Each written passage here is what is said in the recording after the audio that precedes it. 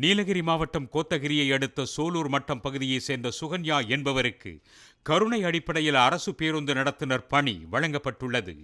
கோத்தகிரி பகுதியிலேயே அவருக்கு நடத்துனர் பணி வழங்கப்பட்டிருப்பது மகிழ்ச்சி அளிப்பதாக சுகன்யாவின் குடும்பத்தினர் தெரிவித்துள்ளனர்.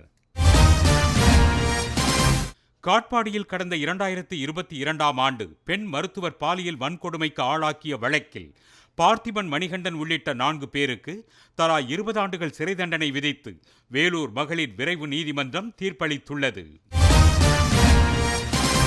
பண்ருட்டி அருகே அங்குசெட்டிப்பாளையம் புதுநகர் பகுதியில் அரசு நிலத்தை ஆக்கிரமித்து கட்டப்பட்டிருந்த வீடுகளை நீதிமன்ற ஆணைப்படி வருவாய்த்துறை அதிகாரிகள் அதிரடியாக இடித்து அகற்றினர்.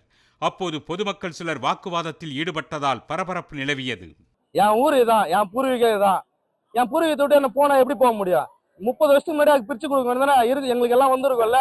அதுக்காக கவர்மெண்ட் எப்ப மண்ணு கொடுப்பாங்க? இன்னும் ஒரு இப்பயும் பிரச்சனை நடக்கும். போவாங்க, இன்னொரு 20 வருஷம் கழிச்சு கொடுப்பாங்க. திரும்ப இந்த 60 பேர்ல 30 பேருக்கு எலிஜிபிள் இருக்குன்னுவாங்க. இதெல்லாம் எப்படி இருக்கு? அப்ப எங்க பூர்வீகம்னா எதை சொல்றேன்? அதுக்கு நீங்க ஒரு பதில் சொல்லுங்க. எங்க ஊர்னா எது?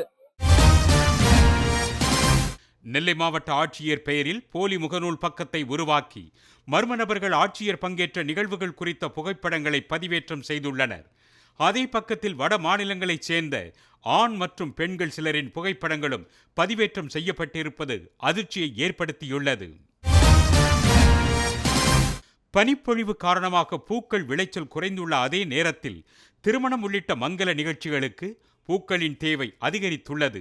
இதன் காரணமாக திண்டுக்கல் மலச்சந்தையில் 1 கிலோ மல்லிகை பூ 4500 ரூபாய்க்கும் முல்லைப்பூ 2500 ரூபாய்க்கும் விற்பனை செய்யப்படுகிறது.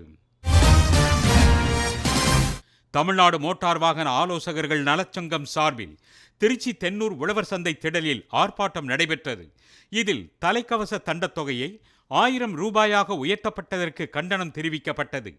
இணையவழி தண்ட முறையை ரத்து செய்துவிட்டு பழைய நடைமுறையை நடுவண் மாநில அரசுகள் மீண்டும் கொண்டுவர வேண்டும் என ஊர்தி ஆலோசகர்கள் வலியுறுத்தினர்.